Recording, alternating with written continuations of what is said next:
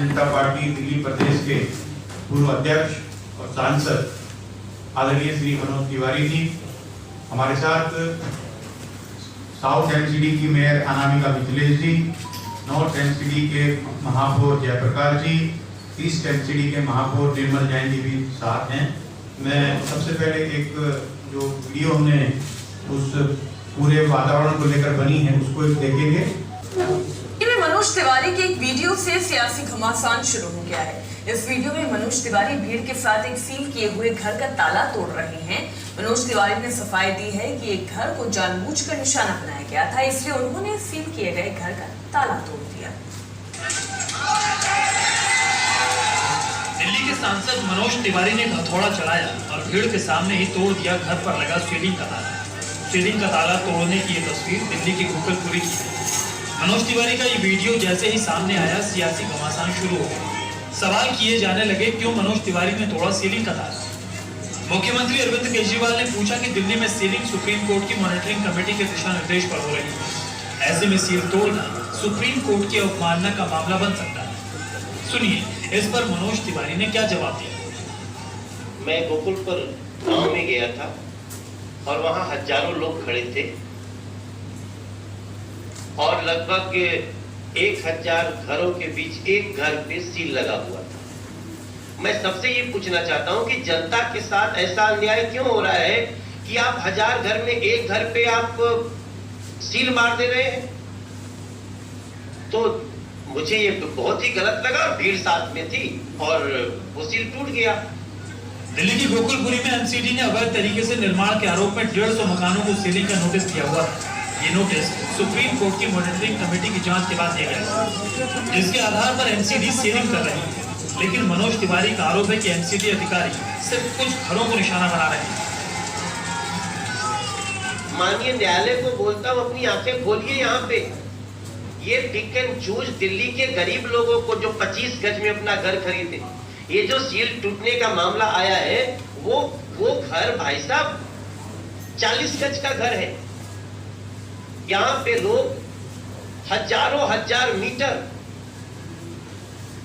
सरकार की जमीन को कब्जा करके और 10-10 मंजिल बिल्डिंग बना दिए हैं। वहां पे आप कोई कार्रवाई नहीं करते।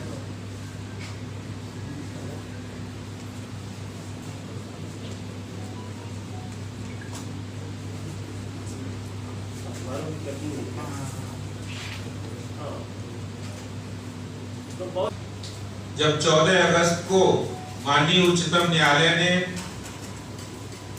मॉनिटरिंग कमेटी के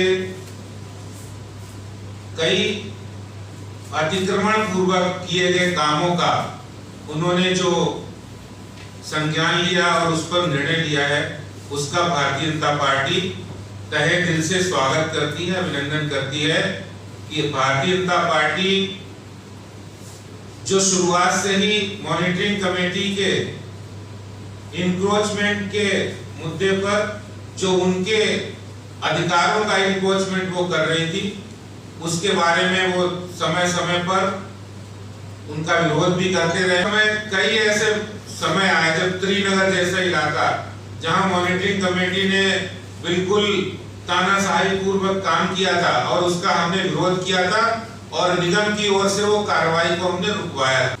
जो मॉनिटरिंग कमेटी का जो काम था कि उनका काम रेजिडेंशियल में कॉमर्शियल बनाया, उसका मिसयूज का जांच करना, या कोई गवर्नमेंट लैंड हो उसका इन्फोर्समेंट हुआ है तो उस पे आप बात करें। लेकिन हैरानी इस बात की हुई कि गवर्नमेंट लैंड पर इन्फोर्समेंट पर उनके मुंह बंद रहे थे, वो उन्होंने कोई कार्रवाई नहीं। ये निर्णय आया है देर से सही, लेकिन ये भारतीय जनता पार्टी की एक बहुत बड़ी जीत है जिसको माननीय उच्चतम न्यायालय ने स्वीकार किया है। लोगों के हित में ये निर्णय आया है, इसका हम स्वागत करते हैं।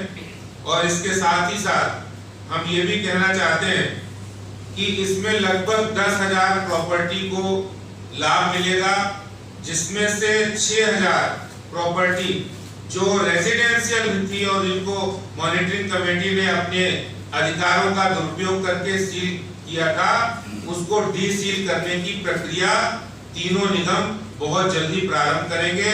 मैंने तीनों निगमों के हमारे महापौर उनसे बात की है और इसके साथ अधिकारियों के साथ बैठकर मैं ये कहना चाहता हूँ कि बैठकर प्रॉपर वे में हेल्प डेस्क बनाए जाए और हेल्प डेस्क बनाकर जितनी भी डीसील की प्रक्रिया है उसको अच्छी तरीके से ओपन किया जाए और जल्दी जिन लोगों के दुकानें मकान जो लोग परेशान हैं जिनके सील हुए थे वो डीसीलिंग के प्रोसेस में आकर उनको उसका लाभ मिलेगा।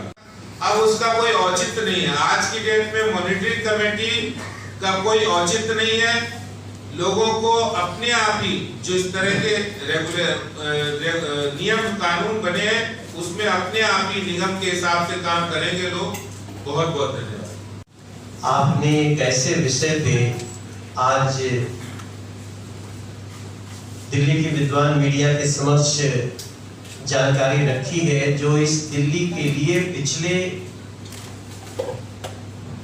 लगभग 10-12 वर्षों से सबसे बड़ा नासूक बना हुआ। और आज 14 अगस्त को जब ये माननीय सुप्रीम कोर्ट का ऑर्डर आया है, जो हम शुरू में हमने और अध्यक्ष जी ने आपको इसको दिखाया है, पूरी कॉपी है। जब ये निर्णय आ गया है तो जैसा हमारे माननीय अध्यक्ष जी ने कहा है, बिल्कुल अब मॉनिटरिंग कमेटी का दिल्ली में कोई औचित्य नहीं है।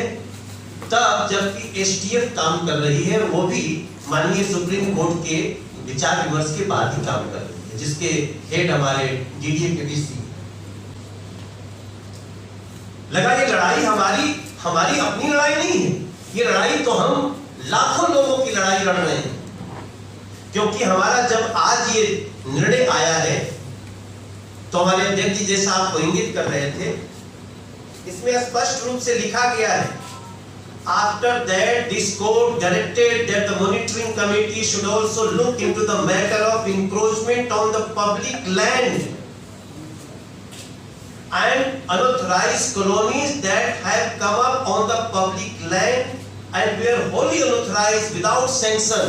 आपको उसकी बात करनी थी जो सरकारी जमीन पे कोई बड़े निर्माण हो गए, जो उनको दर्द हुआ था। हमने कई लोगों को जो कि ग्राउंड पे तो सामने जो भी एग्जीक्यूटिव बॉडी आती थी उनके पैरों में गिरते देखा हमने, रोते देखा हमने।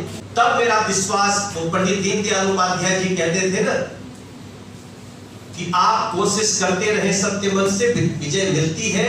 और आज भारतीय जनता पार्टी दिल्ली प्रदेश की ये बड़ी विजय है कि हमने सीलिंग की लड़ाई लड़ी, माननीय सुप्रीम कोर्ट को पिक एंड चूज की बातें बताई और माननीय सुप्रीम कोर्ट ने अपनी मॉनिटरिंग कमेटी के लोगों को ही आज सीधे उनको अनुचित एक्शन ठहरा दिया और उन लोगों को राहत देंगे। उसके लिए पूरी तरह से एक एग्जीक्यूटिव इंजीनियर एक्सिन को इसके लिए जिम्मेवार बना करके अलग अलग जोन में उसको नोडल ऑफिसर बना करके तुरंत जितने इसमें प्रभावित लोग हैं उनको तुरंत इसको उस दिन दिशा निर्देश पर कल से ही कार्य करेंगे। और मैं आपको बता दूं कि हमारी जो एमसीडी है वो क्या कार्य कर नहीं रही है। अभी देखिए 342.76 करोड़ रुपया ये बजट जो है हमारी जो है वो राज्य सरकार ले ली है, वो हमें आवंटन नहीं कर रही है। हम कार्य फिर भी हम रेवेन्यू एक्टिव कर करके हम काम कर